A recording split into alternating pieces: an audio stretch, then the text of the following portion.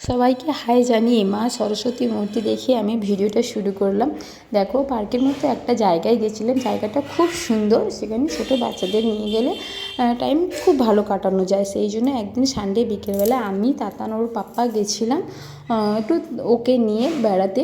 দেখো, ও খুব মজা পেয়েছে। ছোটো ছোটো বাচ্চারা স্লিপারে উঠছে, দোলনা চড়ছে, তাই ও বায়না করলো স্লিপারে উঠবে বলে, কিন্তু ও তো খুব ছোটো, সেই কারণে ওকে পুরো স্লিপারে তোলা হয়নি। ওর পাপা কী করেছে, যতটা হাইটে ওর পাপার হাত যায় ততটা হাইটে ওকে তুলে ছেড়ে দিয়েছে। দেখো, ও ওইখান থেকে নামছে, খুব মজা পাচ্ছে। যেহেতু অনেকটা সন্ধে হয়ে গেছে, আমরা বিকেল থেকে গেছিলাম, তাই বাড়ি আসবো বলে ওর পাপা ওকে ভুলিয়ে কোলে তুলে নিয়েছে।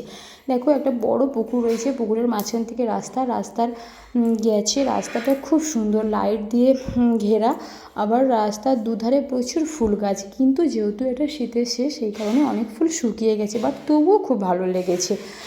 আর পুকুরের ওই পারে রয়েছে পার্কের মতো জায়গা, তারপরে এই পাশে রয়েছে অনেক মন্দির। তাতান আস্তে আস্তে হঠাৎ নেমে গেছে বাবার কোল থেকে, কারণ পুকুরের ওই পারে একটা বিবেকানন্দের মূর্তি দেখেছে, ওইখানে যাবে বলে। তারপরে ওর বাবা ওকে আবার কোলে তুলে নিল বাড়ি আসার জন্য। কিন্তু এপারে রয়েছে অনেক ঠাকুরের মন্দির, কালী ঠাকুর রয়েছে, বাবা লোকনাথ রয়েছে, জগন্নাথ দেব রয়েছে, আবার শিব রয়েছে, পার্বতী রয়েছে, বজরংবলী রয়েছে, আরও অনেক ঠাকুর রয়েছে।